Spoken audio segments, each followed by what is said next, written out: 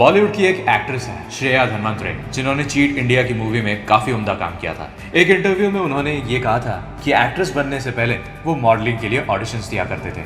एक बार वो एक ऑडिशन के लिए मुंबई लोअर परेल जा रहे थे। पैसों की कमी की वजह से वो लोकल ट्रेन लेना चाहते थे, मगर ऑडिशन के लिए अच्छा दिखना भी जरूरी था और लोकल के पसीने के बारे में तो हम सब जानते हैं। इसीलिए उन्होंने अपना मन मारकर उबर किया। इसके साथ ये भी था कि उन्हें उस ऑडिशन के लिए भूखा रहना था ताकि उनकी figure as a model maintain रहे, क्योंकि ऑडिशन में परफेक्ट दिखना जरूरी था और कंपटीशन भी जबरदस्त था। लेकिन ये उसका तीसरा दिन था जब उसने कुछ नहीं खाया था। कमजोरी के मारे उसकी जान निकलती जा रही थी, होश गंवाने के कगार पे थी वो बस चाहती थी कि जल्दी से ऑडिशन खत्म हो ताकि वो कुछ खा सके। तभी वहाँ ऑडिशन में उसने एक खूबसूरत लड़की को देखा, जिसे देख के उसे लगा कि यार ये तो शायद इस दुनिया की सबसे खूबसूरत लड़की है। क्या मुझे इससे कम्पीट करना है? क्या मुझे इसे हराना है इस नौकरी को पाने के लिए?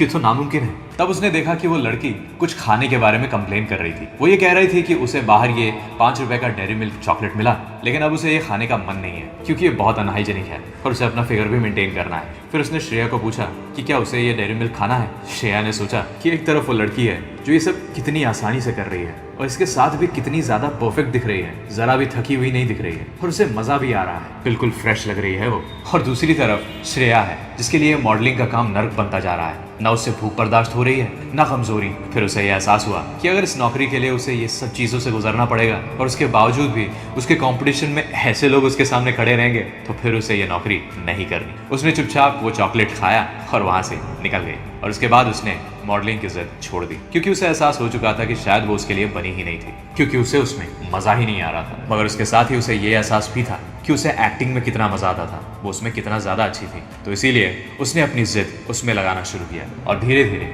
आगे बढ़ती गई। बहुत बार हमें ये पता ही नहीं होता कि हमें जिंदगी में क्या चाहिए, लेकिन ऐसे में पहला काम है ये पता करना कि वो क्या है जो तुझे चाहिए। ऐसा क्या है जिसमें तू अच्छा है? ऐसा क्या है जिसे करने से तुझे खुशी मिलती है? ऐसा क्या है जो अगर तू करने बैठे तो तुझे वक्त का पता नहीं चलता? ऐसा क्या है जो तू पूरी जिंदगी बिना रिटायरमेंट का सोचे आखिरी सांस तक खुशी खुशी कर सकता है?